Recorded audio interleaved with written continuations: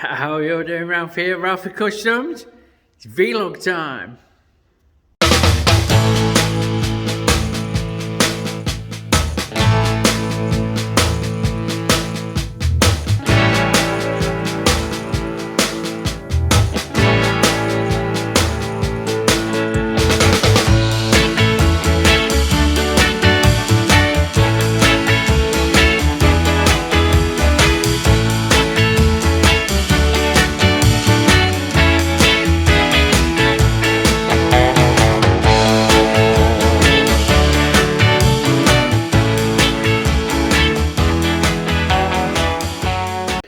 The star of the show really is our Bill's Dyna, putting fat bob back wheeling, front wheel and forks, and I don't mind admitting he's putting up a fucking struggle. We're trying to get his 180 in the back. I think he's got on here.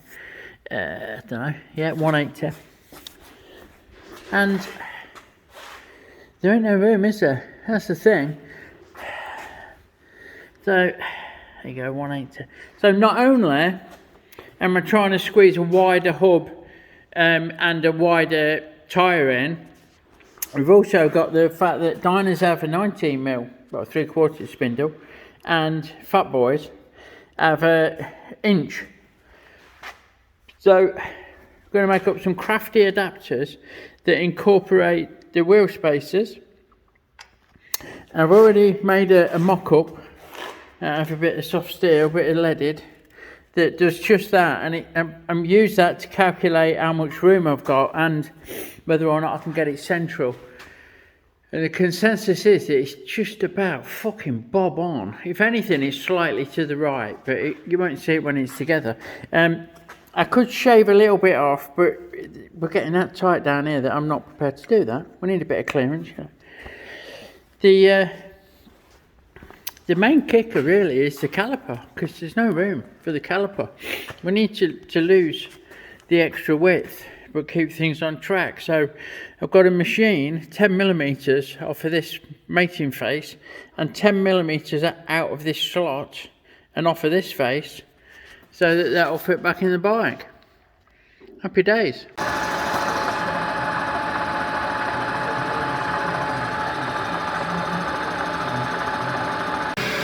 So I've increased the speed somewhat and increased the depth of cut. We're doing 2mm cuts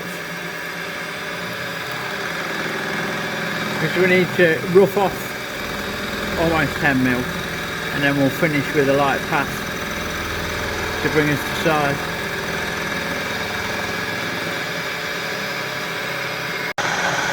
And now we're into the final finishing pass. Nice light cut, little bit of WD on there.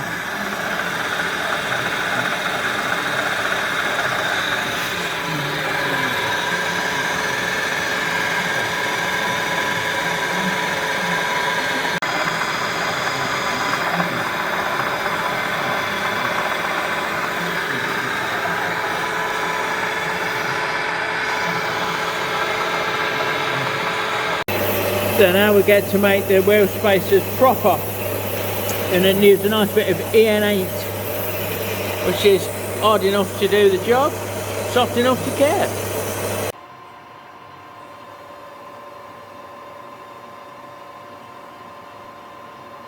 So we're over to the lathe and we'll face that up, and then we'll run in with the centre drill before we take it out with a pilot hole, which in this case is 10mm, before we take it out to the final size, which I use a 19mm drill. The actual spindle is just over 19mm at 3/4 of an inch, and the error that you get using a straight 19mm drill bit is just enough to give you a nice clearance fit on the spindle.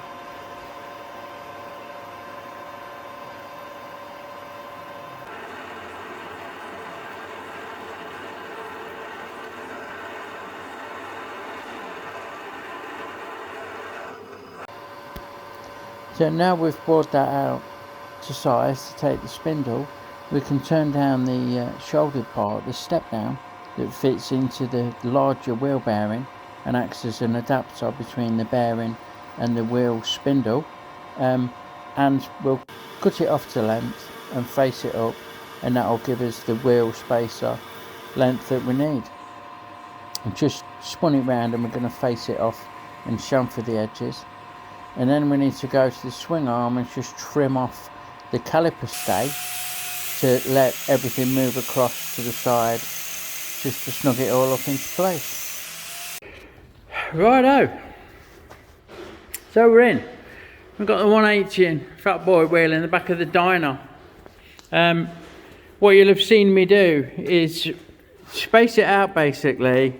The standard hub is narrower, the standard tyre pattern is narrower, so we've had to make room for it. I've crept this to the left as much as I dare.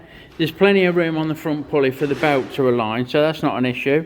And I've made wheel spacers that incorporate adapters to go down from the fat boy size bearing to the spindle for the Dyna. Same this side.